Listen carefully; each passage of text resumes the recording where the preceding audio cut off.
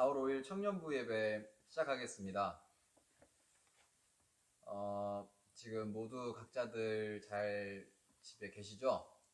지금 저희 한양소는 새성전에 와서 또 이렇게 찬양을 녹화하기 위해 모였는데 저희 모두 건강한 모습으로 그리고 다치지 않고 아무 일 없이 다시 만났으면 좋겠습니다. 저희 이번 주 찬양 시작하겠습니다.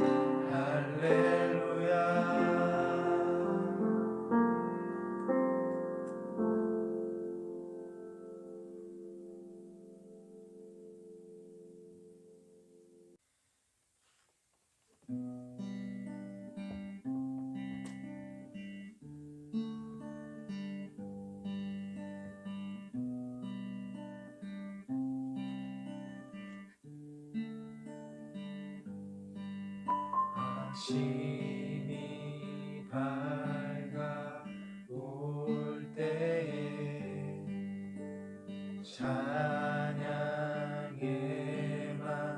주시네 주를 향한 나의 찬양 주 마음 울리리 주의 이름 주의 이름 부를 때 나의 맘 채우소서 내 삶을 주께 드리며 주 이름 높이리 그 이름 강하고 견고한 성루 그 이름 나의 피난처 되시네 그 이름 구원의 능력 되시니 온 열방이 다 찬양하네 그 이름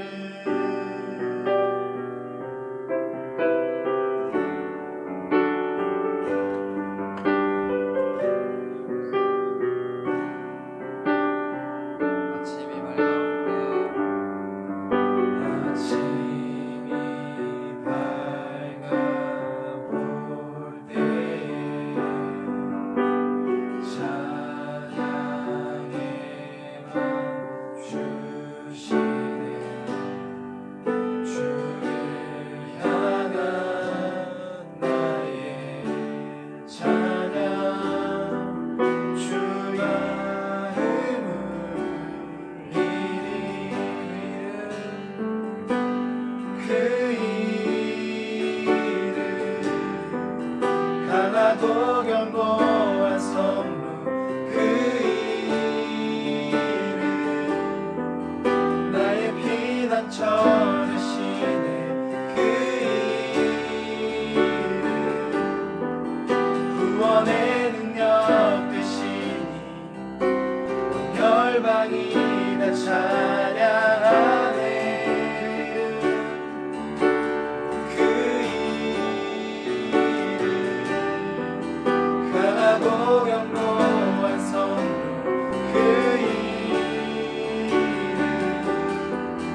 나의 피난처 되시네 그 이름 구원의 능력 되시니 열방이 다 찬양하네 그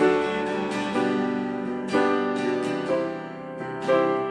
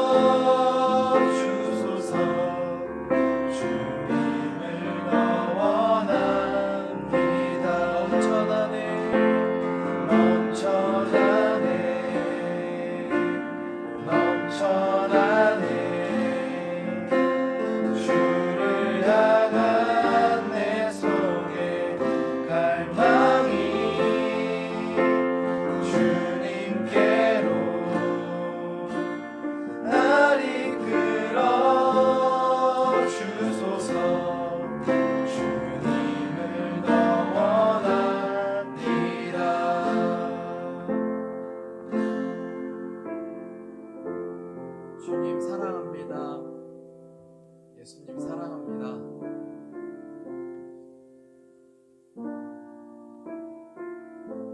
저희가 주님을 사랑하고 주님께 엎드리며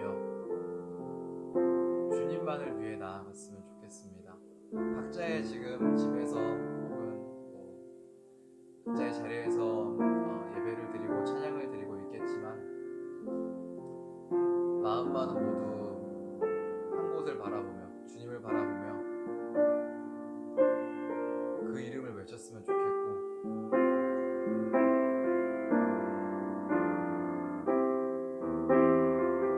주님께 나아갔으면 좋겠습니다. 저희 다 같이 이 시간에 기도 드릴 텐데 진심을 다해 또한 주님을 향해 기도드렸으면 좋겠습니다. 다 같이 기도드리겠습니다.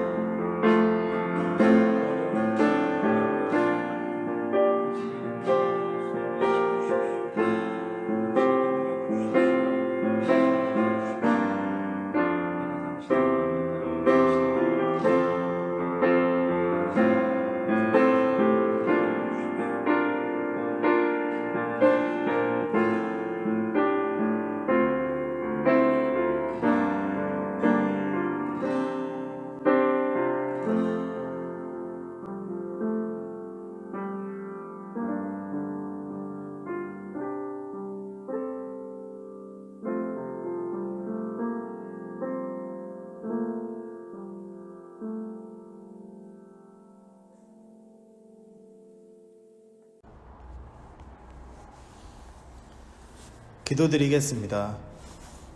하나님 아버지 감사합니다. 오늘도 늘사랑 청년부 예배를 드릴 수 있도록 인도해 주셔서 감사합니다. 하나님 아버지께 예배드리고 기도하기 전에 하나님 아버지께 제 죄를 먼저 회개하고 고백합니다. 하나님, 회개함으로 제 자신이 먼저 하나님 앞에 낮아지고 오직 하나님만 영광 받으시기 원합니다. 하나님 아버지, 코로나19로 모여서 예배드릴 수 없는 상황에도 영상 예배로 하나님을 찬양하고 경배드릴 수 있게 하여 주셔서 감사합니다. 하나님 아버지, 현재 상황 속에서도 늘사랑 공동체 각자의 자리에서 한 사람 한 사람이 예배드릴 수 있도록 하여 주셔서 감사합니다. 예배를 드릴 때 오직 예수님을 바라보며 기쁨과 감사함으로 드릴 수 있도록 하나님께서 함께하여 주세요. 하나님 아버지, 늘사랑 공동체 한 사람 한 사람이 가지고 있는 문제들 주님께서 다 아시고 문제를 해결하여 주실 줄 믿습니다. 그렇기 때문에 이 시간에 잠시 그 문제 내려놓고 오직 주님만 바라보며 예배할 수 있게 하여 주세요. 하나님 아버지, 늘사랑 공동체 지켜주세요. 하나님 아버지, 감사드립니다. 하나님 아버지, 이 시간에 말씀 전하실 목사님 위해 기도합니다. 하나님 말씀을 전할 때 지혜를 허락해 주세요. 우리가 하나님의 말씀을 들을 때 깨어있는 그리스도인답게 예배할 수 있게 인도해 주세요.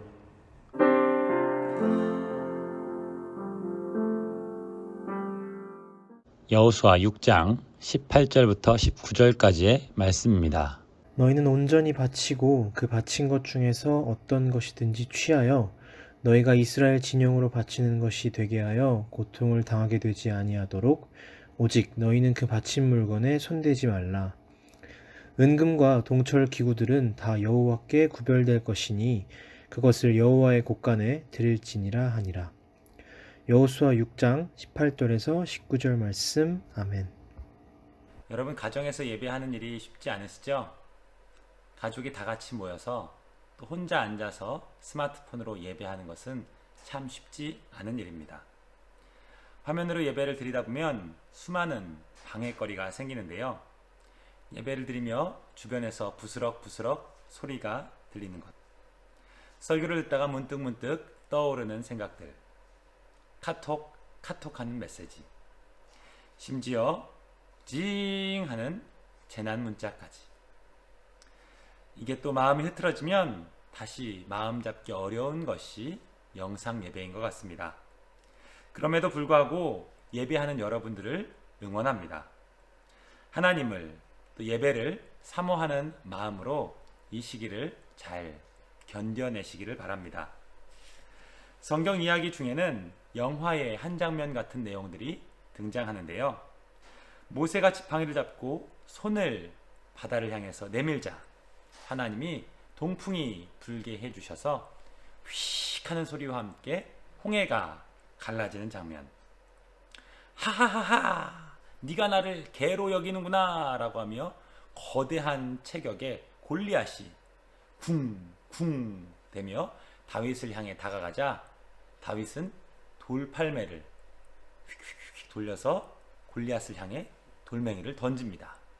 그 돌이 골리앗의 이마에 박혀서 거대한 거구에 골리앗이 쓰러지는 장면. 또 뭐가 있을까요? 엘리야가 기근 때에 하나님께 기도했더니 파박 소리와 함께 하늘에서 불이 떨어져 재물이 불타는 장면들. 오늘 우리가 살펴볼 내용도 바로 이러한 영화의 한 장면 같은 내용입니다. 하나님은 이스라엘 백성들에게 가나안 땅을 주시겠다고 말씀하셨습니다. 그리고 이스라엘 백성들은 가나안 땅에 도착했죠. 여리고 사람들은 홍해를 건너고 요단강을 건넌 이스라엘 백성들을 두려워했습니다. 여리고 성은 언덕에 위치해 있었고 성벽은 매우 두꺼웠습니다. 누구도 정복할 수 없을 것 같은 이 여리고 성 앞에서 하나님은 이스라엘 백성들에게 이해되지 않는 말씀을 하시죠. 어떤 말씀입니까? 여리고 성을 매일 한 바퀴씩 돌라는 것입니다. 그렇게 6일 동안 한 바퀴씩 돌고 7일째에는 7바퀴를 돌라고 말씀하십니다. 그런데 여리고 성을 돌 때 한 가지 규칙이 있다고 말씀하세요. 그 규칙이 무엇입니까? 여호수아 6장 10절 말씀을 보시면 여호수아가 백성에게 명령하여 이르되 너희는 외치지 말며 너희 음성을 들리게 하지 말며 너희 입에서 아무 말도 내지 말라. 그리하다가 내가 너희에게 명령하여 외치라 하는 날에 외칠지니라 하고. 한마디로 아무 말도 하지 말라는 것입니다. 외치라 라고 명령하기 전에는 어떤 말도 아무 말도 하지 말라는 것이죠. 그럼 언제 외쳐야 합니까?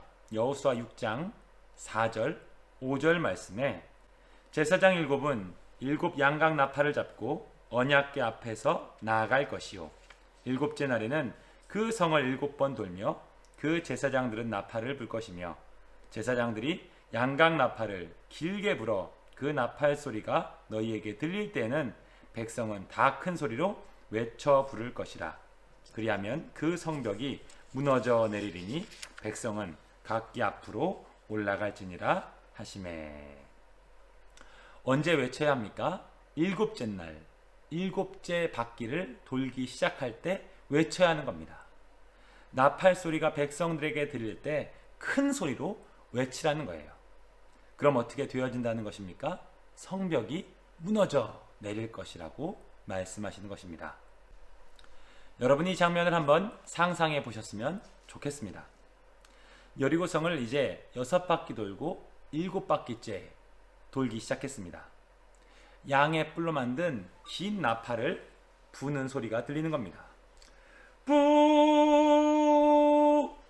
이 소리가 들리자 이스라엘 백성들은 와! 하고 함성을 지르는 것입니다. 그러니까 어떻게 됩니까? 거대한 무너질 것 같지 않던 여리고 성벽이 무너져 내리는 겁니다. 마치 영화의 한 장면 클라이막스를 보는 것 같습니다. 이런 내용은 우리에게 참 큰 감동이 되는 것 같아요. 성경의 내용도 그러한 내용들이 많았으면 좋을 것 같죠. 약자의 승리, 선이 이기고 악이 패하는 것, 한치 앞을 알 수 없는 역전의 드라마. 무엇인가 나에게 감동을 주고 각오를 새롭게 하는 말씀이 있으면 좋을 것입니다. 그런데요, 성경에는 그렇지 않은 내용도 존재합니다. 특히 우리가 지금 살펴봤던 이 내용 다 다음 부분이 그렇습니다. 성벽이 무너졌습니다. 무너진 성벽 사이로 이스라엘 군대가 들어갑니다. 그리고 무엇을 해야 합니까?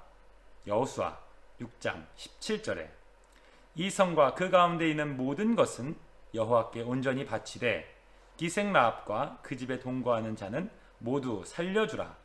이는 우리가 보낸 사자들을 그가 숨겨 주었음이니라.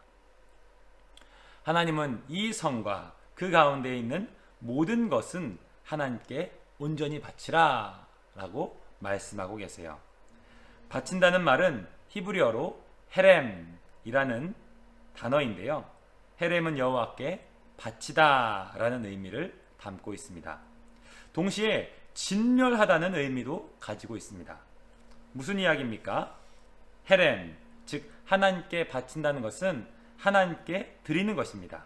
하지만 동시에 하나님께 바친다는 것은 상대방을 진멸, 즉 무찔러 죽여 없애야 할 때도 있다는 것입니다. 우리가 지금 살펴볼 내용들이 그렇습니다. 하나님께서 바치라고, 온전히 바치라고 말씀하시는데 어떻게 하는 것이 온전히 바치는 것입니까? 여호수아 6장 21절 말씀에 그 성 안에 있는 모든 것을 온전히 바치되 남녀노소와 소와 양과 나귀를 칼날로 멸하니라. 그 성 안에 있는 모든 것을 온전히, 완전히 하나님께 바치라는 거예요. 남자와 여자, 늙은 자와 어린 자, 소와 양 같은 가축까지 다 칼날로 멸하라. 즉 죽이라는 거죠. 그런데 이런 말씀을 드리면 우리는 어떤 마음을 갖게 됩니까? 전쟁을 하는 군인은 싸우다 죽을지 모르지만 여자와 아이들까지 다 죽이라는 것은 너무 잔인하지 않나? 라는 생각을 하게 됩니다. 맞습니다. 심지어 어린 아이들까지 다 죽이라는 것은 매우 잔인한 것 같습니다. 여러분이 생각하는 하나님은 어떤 분이십니까? 많은 사람들은 하나님을 신, 절대자라고 생각합니다. 또한 모든 인간에게 유익하고 흠모할 만하며 세련되고 멋진 분이라고 생각합니다. 그런데 오늘 본문에 등장하는 하나님은 절대 그렇지 않은 것처럼 보입니다. 반사회적이며 반지성적이며 반윤리적인 것처럼 보여집니다. 그러니까 어떻게 해야 합니까? 이 성경의 본문은 잘못된 것이기 때문에 없애버려야 할까요? 지금 이 세상은 그렇게 하려고 하고 있습니다. 성경은 동성애를 죄라고 말하면 차별을 당했다고 비난하며 성경의 가르침도, 그 성경을 가르치는 사람의 인격도 잘못된 것처럼 이야기합니다. 그리고 성경의 내용은 잘못되었으니 동성애를 죄라고 말하는 성경의 내용은 수정되어야 하거나 재해석해야 한다고 주장하는 사람들이 있습니다. 그리고 앞으로는 이런 사람들이 더욱 많아질 것입니다. 우린 이런 현실 앞에서 우리를 불편하게 하는 말씀을 어떻게 대해야 할까요? 참 어려운 문제입니다. 우리가 말씀을 보며 꼭 기억해야 할 것이 하나 있는데 그것은 자기를 부인하고 부정하는 것입니다. 내가 옳지 않다는 거예요. 내가 선하지 않다는 것입니다. 그래서 어떻게 해야 합니까? 내가 생각하는 나의 상식, 나의 가치, 나의 이해를 내려놓고 하나님의 상식과 하나님의 가치를 받아들여야 한다는 것입니다. 왜요? 나는 선하지 않지만 우리가 믿는 하나님은 선하신 분이기 때문입니다. 성경에 등장하는 수많은 믿음의 사람들이 공통적으로 이렇게 고백했습니다. 시편 100편 5절에 여호와는 선하시니 그의 인자하심이 영원하고 그의 성실하심이 대대에 이르리로다. 여호와는 선하신 분이라고 고백하는 거예요. 그렇기 때문에 우리는 기억해야 합니다.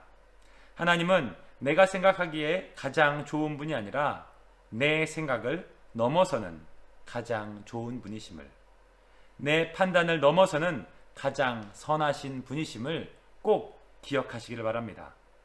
그래서 그분의 말씀이 때로는 내 상식과 다를 때가 있습니다. 때로는 사회적인 시선과 다를 때가 있습니다. 성경적 가치관과 세상적 가치관이 늘 일치하는 것이 아니라는 것입니다. 이때 우리는 어떻게 해야 합니까? 하나님의 선하심을 믿고 그 말씀에 순종해야 합니다. 무너진 성벽 안으로 들어간 이스라엘 군사들은 하나님의 선하심을 믿고 그 말씀에 순종했습니다. 온전히 다 바치라는 그 말씀을 지켰습니다.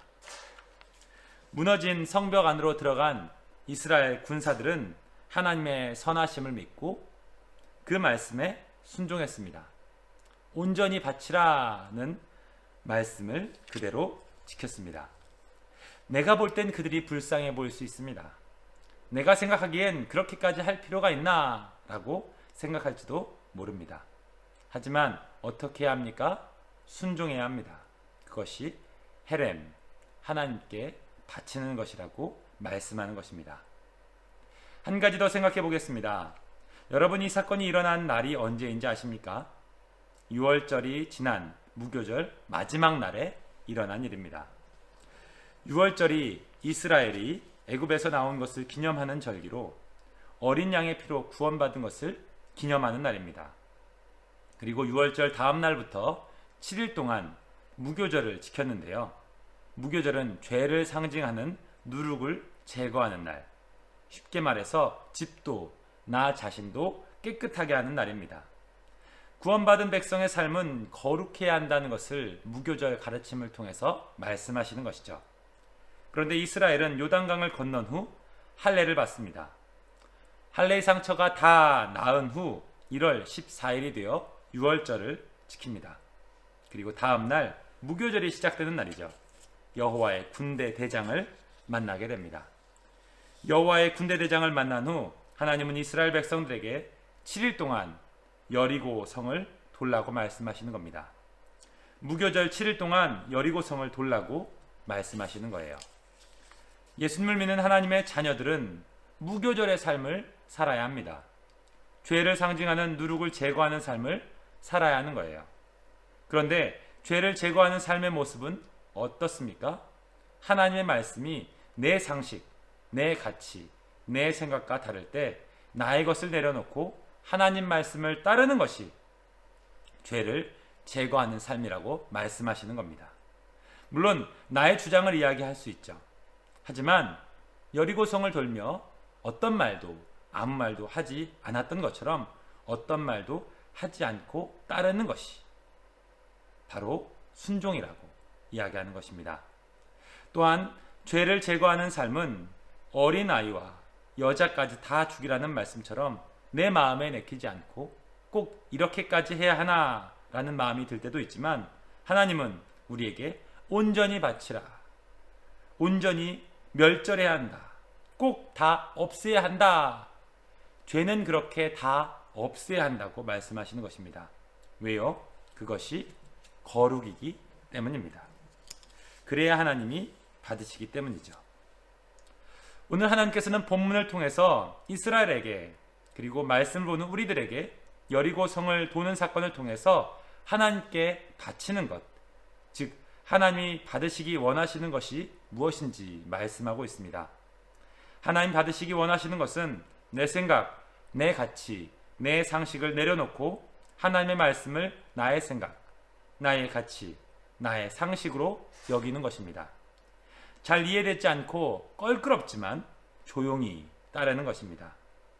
또한 죄를 없애는 삶은 여자와 어린아이까지 다 멸절하라는 말씀처럼 내 마음에 들지 않고 이렇게까지 해야 하나 라는 생각이 들지만 이런 내 생각도 하나님께 맡기고 순종하는 것이 죄를 멀리하는 삶인 것을 꼭 기억하시고 한 주도 우리 앞에 놓인 여리고 앞에서 우리의 순종을 통해 세상의 여리고 성이 무너지며 그 땅도 하나님의 나라로 변해가는 것을 경험하는 우리 모두가 되시기를 축복합니다. 함께 기도하기 원합니다. 함께 기도하실 때 오늘 말씀을 기억하며 기도했으면 좋겠습니다. 세상의 가치와 성경의 가치가 충돌하는 시대를 살아가고 있습니다.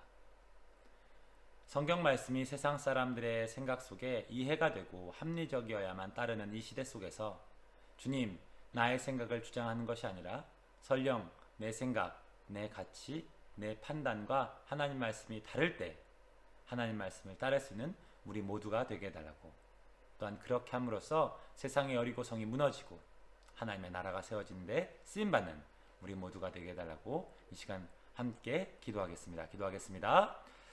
자비롭고 은혜가 많으신 하나님 아버지, 은혜와 사랑을 감사합니다. 주님, 오늘 말씀을 통해서 우리 모습들을 다시 한번 돌아보기를 소원합니다.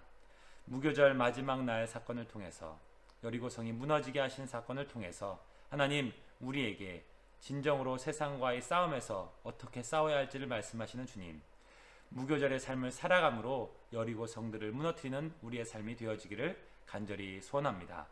주님, 무교절의 삶은 무엇입니까? 주님의 말씀에 따라서 주님이 돌라고 말씀하신 여리고성을 도는 것입니다.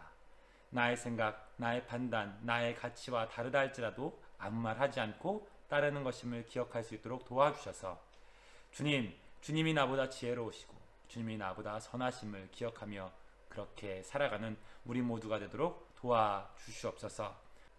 지금은 우리 주 예수 그리스도의 은혜와 하나님 아버지의 무한하신 사랑하심과 성령 하나님의 임재하시고 교통하시고 복주시는 은혜가 오늘 말씀을 듣고 세상의 가치와 성경의 가치가 충돌하는 이 시대 속에서 세상의 가르침을 따라 살아가는 것이 아니라 하나님 말씀에 순종함으로 세상의 여리고를 무너뜨리고 하나님의 나라의 백성으로서 살아가기를 소원하는 사랑하는 늘사랑 교우들 가운데 이제로부터 영원토록 함께 있을지어다.